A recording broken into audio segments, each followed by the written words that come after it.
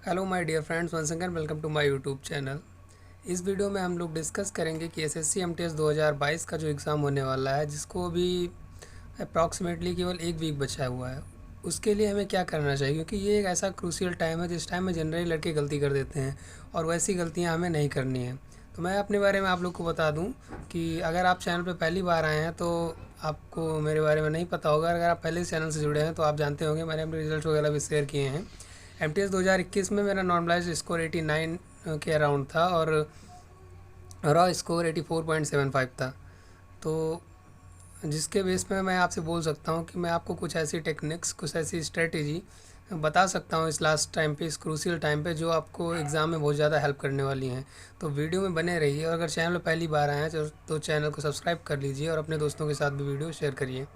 और अगर आपको वीडियो अच्छी लगे तो कमेंट सेक्शन में आप कमेंट भी कर सकते हैं। अगर आपको कोई भी क्वेरी हो एग्ज़ाम रिलेटेड तो आप कमेंट सेक्शन में पूछ सकते हैं। आई विल ट्राई कि मैं जल्दी से जल्दी उसका रिस्पॉन्स करूं।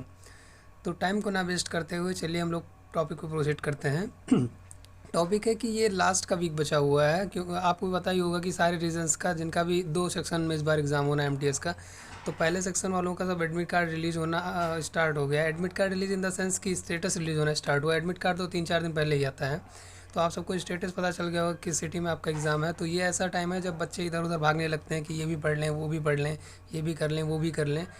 तो आई विल सजेस्ट कि अभी आपके पास और ये लास्ट का जो 1 वीक है, इसको हमें बेस्ट यूटिलाइज़ करना है। क्योंकि ये ऐसा क्रूशियल टाइम है जिसमें बच्चे बहुत ज़्यादा प्रिपरेशन करे रहते हैं, उसके बाद भी वो सिलेक्शन खो देते हैं, और बहुत सारे बच्चे जिनका प्रिपरेशन उस लेवल पे नहीं होता है वो भी सिलेक्शन ले जाते हैं।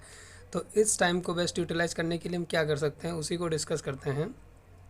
सबसे पहले तो आपको इस टाइम पे कोई भी नई चीज़ नहीं पढ़नी है। आपने जितना कुछ पढ़ रखा है उसका फटाक से आपको क्विक रिवीजन करना है सारी चीज़ों का, चाहे वो इंग्लिश की वोकैब हो या फिर जीएस का कोई भी पार्ट हो। कुछ भी नया नहीं पढ़ना है। मैथ में कोई नया नया टॉपिक पढ़ना ही नहीं, क्योंकि आपको मैथ और रीजनिंग पे आप फोकस नहीं करना है, क्योंकि that is qualifying in nature. आपको किस पे, सिर्फ इंग्लिश और जीएस पे फोकस करना है, और वो भी आपको नई चीज़ें बिल्कुल भी नहीं पढ़नी है। जो भी आप पढ़ चुके हो उसको आपको एक बार क्विक रिवीजन करना है। जैसे अगर आप इंग्लिश पढ़ते हो तो इंग्लिश में आप वोकैब वगैरह की टेंशन लगी रहती है, तो वोकैब के लिए जनरली ब्लैक बुक में फॉलो करता हूँ, और आप सबको भी रिकमेंड करता हूँ ब्लैक बुक फॉलो करो। तो अगर आप ब्लैक बुक को देखो तो उसमें एक सेक्शन होता है जिसमें मोस्ट रिपीटेड वोकैब्स दी होती हैं। तो आपको अभी नई वोकैब्स नहीं पढ़नी है, मोस्ट रिपीटेड वोकैब्स का क्विक रिवीजन कर लेना है। तो ये हो गया इंग्लिश सेक्शन का। और बात करें जीएस सेक्शन की, तो जीएस सेक्शन में भी अब हमें नया कुछ नहीं पढ़ना है। आपने हिस्ट्री, पॉलिटी, ज्योग्राफी जो भी पढ़ा होगा, थ्योरी पोर्शन, उसको क्या करना है, क्विक रिवीजन कर लेना है। क्योंकि 1 वीक का टाइम है। अगर आप क्विकली रिवीजन करना चाहें तो उसको आराम से रिवाइज कर सकते हैं बिना किसी प्रॉब्लम के।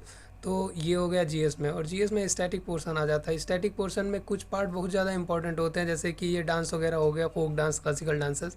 तो इन सबको भी क्विक रिवीजन कर लेना है। अगर आप सोच रहे हैं कि मैं स्टार्टिंग से याद करना चाहूँ, तब भी कुछ ना कुछ तो लर्न कर सकते हैं। अगर आपने बेग ही नहीं किया है, आपने कुछ भी लर्न नहीं किया, पर अगर आपने पहले से एक बार ऑलरेडी कर रखा है तो आपको कोई इशू नहीं होने वाला है। आप फटाक से उसका रिवीजन कर लीजिए। और उसके बाद करंट क्या करना है आपको। अभी 6-7 दिन है। अगर आप मंथली करना चाहें, एक दिन में एक मंथ का अगर कंपाइलेशन लें, तब भी 7-8 दिन में, 6-7 दिन में आप पूरा एक वीक का, एक वीक में मतलब 7-8 महीने का आप आराम से कंप्लीट कर सकते हैं। तो इस तरीके से आपका जीएस और इंग्लिश पूरी तरीके से रिवाइज हो जाएगा और आपको कोई इशू नहीं होने वाला है। और इस क्रूशियल टाइम पे कुछ बच्चे क्या करते हैं कि उनकी प्रिपरेशन बहुत अच्छी हुई रहती है, उन्होंने सारी चीज़ें बहुत अच्छे से कवर कर रखी होती हैं। उसके बाद वो क्या करेंगे कि नई से नई चीज़ें ढूंढने की कोशिश करेंगे कि मैं एग्ज़ाम में टॉप कर जाऊँ, मैं एग्ज़ाम में टॉप कर जाऊँ।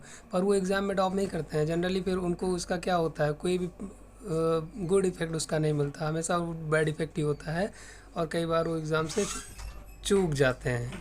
तो इसके लिए आप नई चीज़ों को पढ़ने की कोशिश ना करें, पुरानी चीज़ों पे ध्यान दें। और बात करें अगर मॉक टेस्ट की, तो अगर आपको 1-2 मॉक टेस्ट लगाना है तो आप स्पीड वगैरह के लिए लगा सकते हैं, लेकिन इस लास्ट टाइम पे आप मॉक टेस्ट लगाने का कोई बेनिफिट नहीं है। आपको पहले ही लगा लेना चाहिए था मॉक टेस्ट।